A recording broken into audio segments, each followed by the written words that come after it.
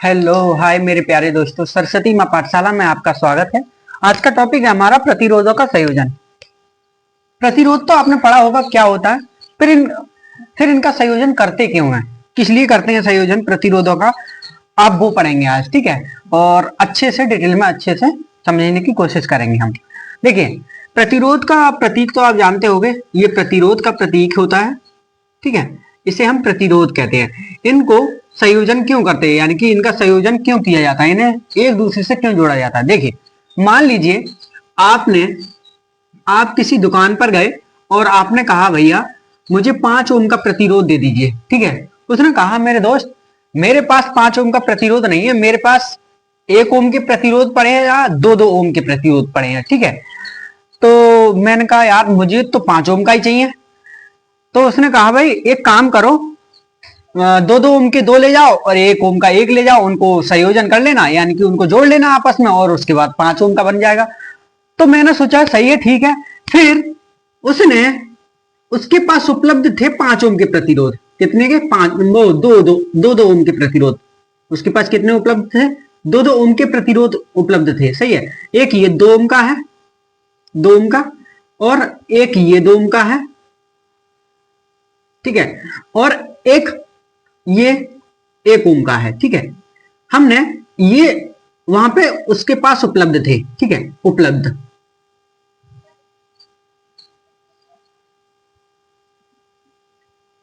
उसके पास ये उपलब्ध थे, और इस उपलब्ध से हमें कितने का प्रतिरोध बनाना है? 5 ओम का। कितने का जरूरत है हमें? 5 ओम की। ठीक है, तो हमें वांछित प्रतिरोध चाहिए, वांछित यानी कि बनाने के लिए वांछित प्रतिरोध।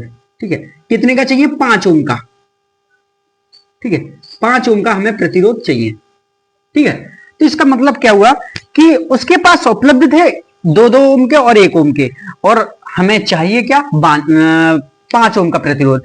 ठीक है, तो प्रतिरोधों का संयोजन इसलिए होता है कि जो उसके पास उपलब्ध था वो हमारे पास नहीं है, उससे संयोजन करके यानी कि संयोजित करके उनको 5 ओम का बनाना, हम इसलिए उनका संयोजन करते हैं। ठीक है, इसीलिए हम प्रतिरोधों का संयोजन करते हैं। आशा करता हूं ये आपको अच्छे से समझ में आ चुका होगा। ठीक है, इसकी हम परिभाषा लिखते हैं, उसके बाद आपको अच्छे से और समझ में आ जाएगा। ठीक है, ठीक है, हमने ये परिभाषा लिखी है।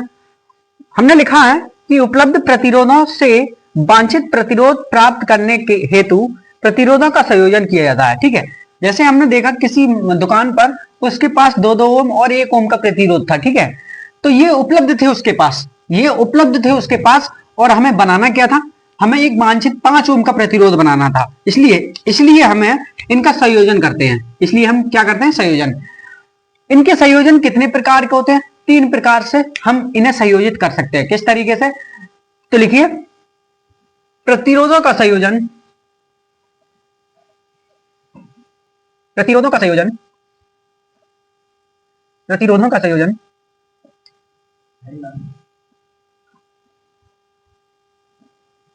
हाँ, संयोजन 3 प्रकार से होता है। से होता होता है। सही, प्रतिरोधों का संयोजन कितने प्रकार से होता है? 3 प्रकार से होता है। ठीक है, पहला लिखिए, पहला आता है श्रेणी क्रम संयोजन। श्रेणी क्रम संयोजन। ठीक है, दूसरा आता है पार्श्वक्रम, पार्श्वक्रम, पार्श्वक्रम, और इसी को हम समांतर क्रम बोलते हैं। इसी को क्या बोलते हैं हम? समांतर क्रम।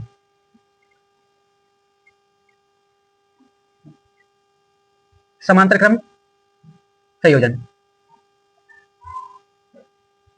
ठीक है, इसी को हम क्या बोलते हैं? समांतर क्रम संयोजन। ठीक है, अब आता है हमारा तीसरा, मिश्रित संयोजन, यानी कि सबको जोड़ करके मिला देना। मिश्रित मिश्रित संयोजन।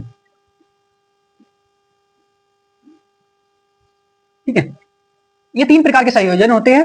हम इन 3 प्रकार में से हम इन 2 प्रकार के संयोजनों को पढ़ेंगे। ठीक है, और हम आज इस श्रेणी क्रम संयोजन को पढ़ेंगे। ठीक है, उतार लीजिए, उसके बाद आगे चलते हैं।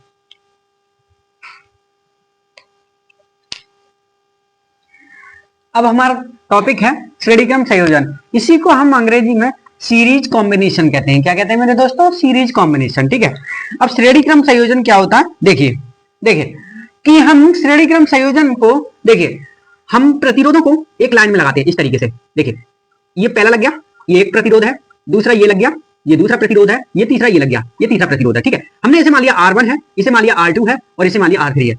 आपने पढ़ा था कि जो प्रतिरोध होते हैं उन्हें R का सिंबल देते हैं। क्या देते हैं? R का सिंबल, आपको पता होगा। ठीक है, तो हमने पहले प्रतिरोध को R1 मान लिया, दूसरे प्रतिरोध को R2 मान लिया, तीसरे प्रतिरोध को R3 मान लिया।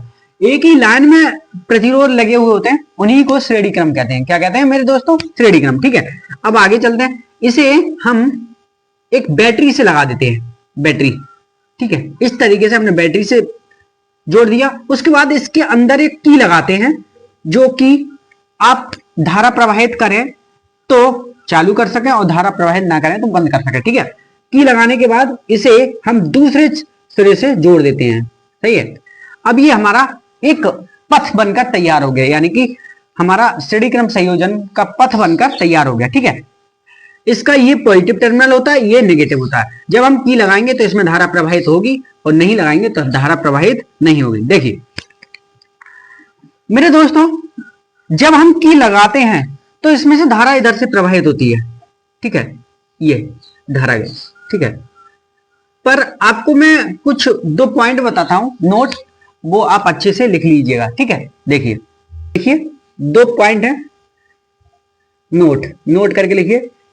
यदि, ये आप याद रखना। ठीक है, वो कह रहा है यदि रास्ता नहीं बट रहा होगा, ठीक है, यदि रास्ता नहीं बट रहा होगा तो धारा आई सेम या नियत रहेगी। ठीक है, सेम रहेगी। दूसरा पॉइंट है, यदि बिंदु नहीं बदल रहे हो तो विभवांतर बी नियत रहेगा।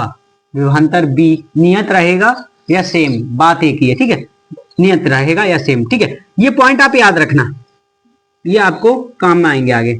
ठीक है, याद रखना ये। ठीक है, ठीक है, उतार लीजिए।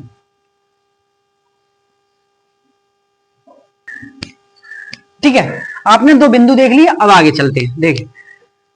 देखिए हमारी यहां से धारा बही। ठीक है, तो हम देखिए अब बिंदु मान लेते हैं। इस पॉइंट को माना हमने ए, इस पॉइंट को माना हमने बी, इस पॉइंट को माना हमने सी, इस पॉइंट को हम माना हमने डी। ठीक है, तो आप देख रहे हैं, आप क्या देख रहे हैं? आई यहां से गई, यहां पे भी है। ठीक है, तो आई का रास्ता क्या हो रहा है? आई का रास्ता क्या हो रहा है? आई का रास्ता हो रहा है सेम। ठीक है, आई तो हमने बिंदु में क्या लिखा था, यानी कि जो बिंदु बनाए थे उसमें क्या लिखा था कि जब रास्ता बट नहीं रहा होगा तो हमारी आई है वो नियत रहेगी, यानी सेम रहेगी। आई सेम है। ठीक है, और यहां से आई निकल जाएगी। ठीक है,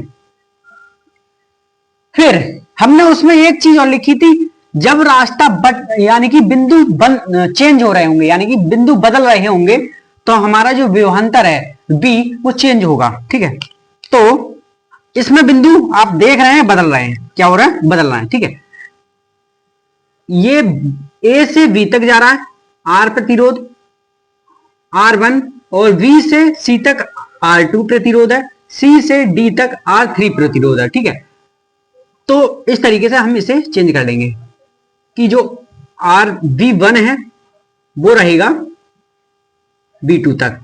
सही है, और दूसरा B2 विभवांतर है वो रहेगा B3 तक। ठीक है, तीसरा B3 है वो D तक रहेगा। ठीक है, इस तरीके से हमारे विभवांतर चेंज हो गए। अब ये परिपथ पूरा काम करता है। एक इसी के बराबर में आता है तुल्य परिपथ, उसे क्या कहते हैं? तुल्य। उसका काम क्या होता है पहले समझ लीजिए। उसका काम ये होता है कि ये 3 मिलकर के जो काम करते हैं वो अकेला इन तीनों के बराबर काम करता है। जैसे कि मान लीजिए कि जो मजदूर हैं वो 3 मिलकर के एक काम पूरे दिन में पूरा वो ही सेम काम कर पाते हैं, और एक ऐसा सुपरमैन आ जाए कि वो 3 का काम पूरा कर दे एक ही दिन में, ठीक है, तो वो उसे तुल्य कहते हैं, यानी कि इनके तुल्य। ये 3 मिलकर के अकेला वो काम कर रहा है, वो अकेला उस पूरे काम को अकेला कर रहा है, ठीक है। तो एक तुल्य परिपथ बनाते हैं हम, तुल्य, ठीक है।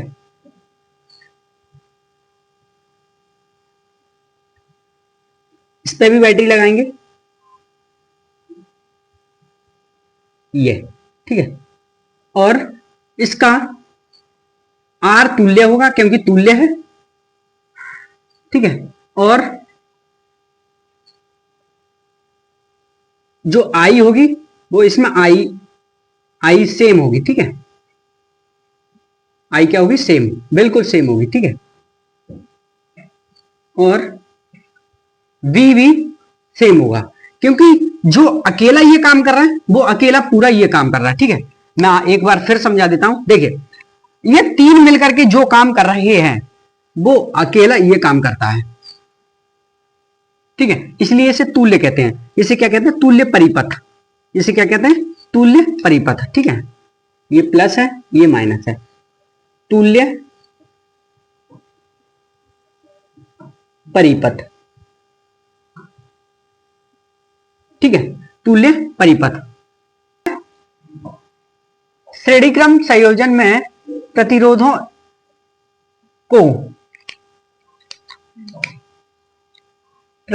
को एक श्रेणी या एक पंक्ति में संयोजित या जोड़ा जाता है, ठीक है, ठीक है। एक श्रेणी या पंक्ति में जोड़ा जाता है, संयोजित किया जाता है, ठीक है। देखिए ओम के नियम से, जो ओम का नियम लिखा ला, ओम के नियम से, ओम के नियम से, ठीक है। ओम के नियम से क्या था? ओम के नियम से था हमारा B बराबर आई आर, यही तो था, B बराबर आई आर, यही था ना, ठीक है। B बराबर आई आर, तो ओम के नियम से B बराबर आई आर था, तो हम लिखेंगे प्रथम इसके लिए लिख रहे हैं, ठीक है, इसके लिए लिख रहे हैं प्रथम प्रतिरोध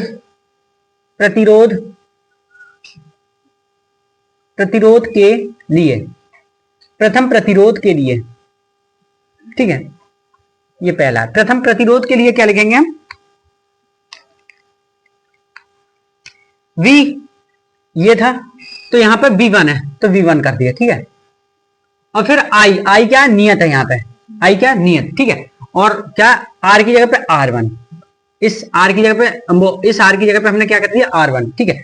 तो ये होगी समीकरण नंबर 1 हमारी, ठीक है। ये समीकरण नंबर 1 हो गई, ठीक है। आगे बढ़ेंगे तो लिखेंगे इसमें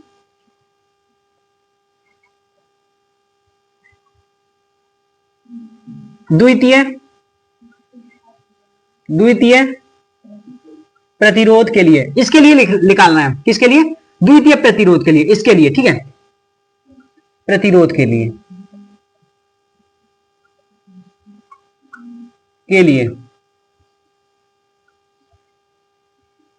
ठीक है। द्वितीय प्रतिरोध के लिए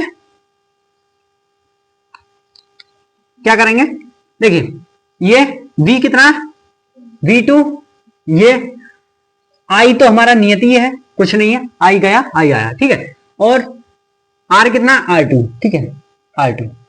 ये हो गया समीकरण नंबर 2। समीकरण नंबर हमारी क्या होगी? 2, ठीक है। अब क्या करेंगे? अब करेंगे तृतीय प्रतिरोध के लिए, तृतीय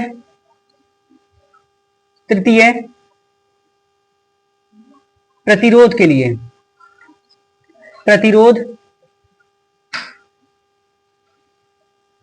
के लिए, ठीक है। तृतीय प्रतिरोध के लिए, तृतीय प्रतिरोध के लिए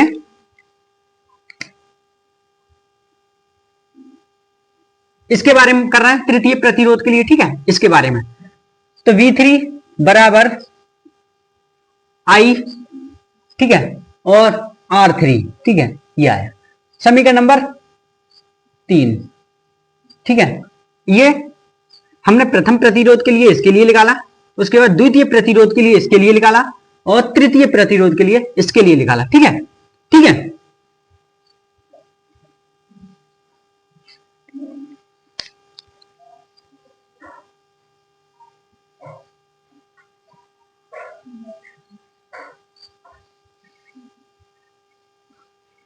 ठीक है, हमने क्या देखा ओम के नियम से, प्रथम प्रतिरोध के लिए V1 बराबर I R1, ठीक है, समीकरण नंबर 1। द्वितीय प्रतिरोध के लिए V2 बराबर I R2, समीकरण नंबर 2, ठीक है। तृतीय प्रतिरोध के लिए V3 बराबर I R, समीकरण नंबर 3। अब क्या करेंगे तुल्य प्रतिरोध के लिए, क्या करेंगे तुल्य प्रतिरोध के लिए, ठीक है, तुल्य प्रतिरोध के लिए, प्रतिरोध के लिए, तुल्य प्रतिरोध के लिए, ठीक है, तुल्य प्रतिरोध के लिए लिखेंगे V तुल्य I R तुल्य, ठीक है, V तुल्य I R तुल्य, समीकरण नंबर 4, ठीक है।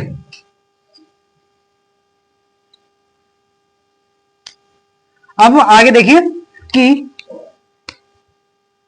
जो हमारा B है इसके बराबर V है होगा, इन सबकी वैल्यू रख देंगे, समीकरण नंबर 1 2 3 4, सही है।